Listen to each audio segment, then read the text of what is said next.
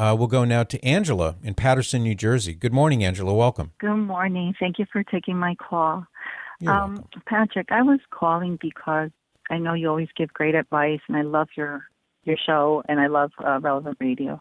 Thank you. So my question is, what things would you suggest that I can make my home a more holy Catholic home? Yeah, that's a beautiful I have rosaries. desire. I have. Yeah, I really do. I mean, I have been trying to be more in my faith and more following everything. And so I want to have that for the rest of my family, my children, my husband. How old are your children, Angela? 20, 21. So okay. They're they're adults. They're not little. But, no, they're not little. Okay. However, I try to ask them to come to Mass with me. So if they don't work on Sundays, they'll come. But it's something that I want to continue increasing in their faith more. I mean, now that they're adults and not little kids, I'm going to say, come with me, or my husband. So it's harder. So I want to have that surrounded. I have a couple questions. Do you already have the Immaculate Heart of Mary and Sacred Heart of Jesus images enthroned in your home? I have Jesus and Mary, but not in two different rooms, yes. Well, that's okay. Not the Sacred Heart of Jesus. Well, here's why I asked that question, because there is a full-on enthronement that you can have done in your home where you invite Father McGillicuddy over. Maybe he'll wear a mask, invite him over, feed him a nice dinner, and then have him bless your home and enthrone. There are prayers that go with this, the images of Jesus and Mary in your home in some prominent place where people are likely to see it. And it can be, they can be two separate pictures. It could be like the ones that we were offering last week during Pledge Drive, where it's one picture, but you have our Lord with his Sacred Heart and Our Lady with her Immaculate Heart.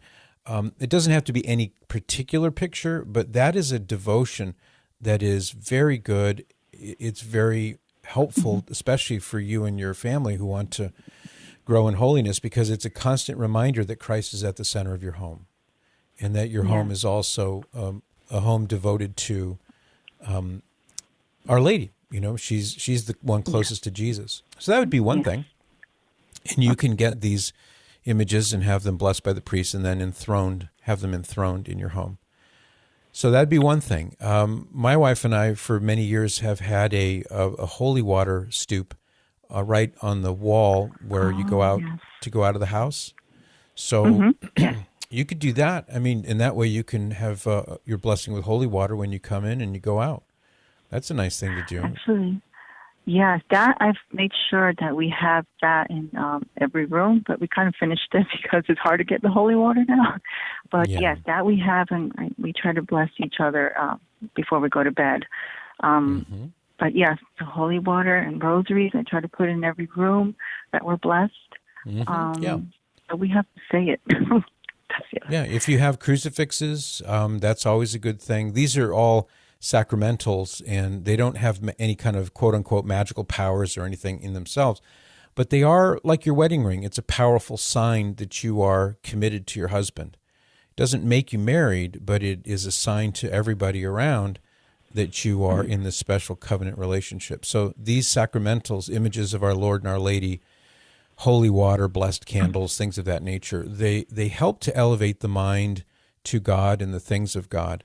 And when kids, especially, I realize your children are now in their early 20s, but my wife and I we've always striven to do this, and we encourage other people to do it, is to surround your children from the time they're newborns with images of these godly things. And as they grow up, it'll be part of their very identity to see these signs and symbols of the faith from the time that they're little. That would be something. What about the Holy Bible? Do you have a Holy Bible at home, and do you ever, as a family, read it, or do you ever read it privately for devotion?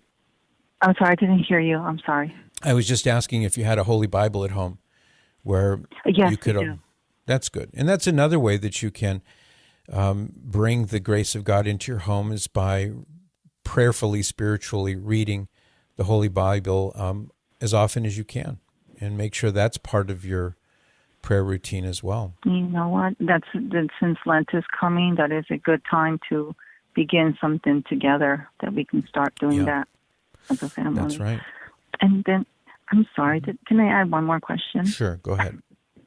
How can one choose a patron saint? Like, there's so many, I don't know, or does it matter? Mm-hmm. Well, now I'm assuming you probably were confirmed when you were a girl, right? Yes. Okay. Yes. So you chose a patron saint there for your confirmation name. What is your confirmation name? I don't remember. Well, you're in luck because the parish where you were confirmed will have that on record. And it might even say what your confirmation name is. They don't always do that, but that might be there. So here's how you can do that, Angela. You can be thinking about saints whose lives you're familiar with, whose lives have impacted you or inspired you or encouraged you in some way. Maybe you have a devotion to a certain saint. It could be Saint Teresa of Avila or some other saint, whoever it may be. And then you can, in your heart, you can just say, I want you to be my patron saint. And then you can have a special devotion to that patron saint. And it can be more than one. You don't have to have just one. You can have as many patron saints as you wish. Now, your name, Angela, I presume your parents named you that after the holy angels. So they're your patron saints right there. And your middle name, whatever that may be, you don't have to tell me, that may be a saint's name. So your parents have given you another patron saint. I can look that up. Yeah, I would get the book Butler's Lives of the Saints. And it's a compendium of many, many, many different saints. And as you read through it, you'll be astonished by some of the amazing things that they did. But you may also find somebody who really speaks to you and invite that saint to pray for you. Okay, that sounds great. Thank you so much, because I'm learning so much from your show, from this radio station. So much more than, every day we learn something, especially with our faith, about our faith. Thank you. That's great. That makes me happy, Angela. Thank you. For more of The Patrick Madrid Show, visit relevantradio.com/Patrick.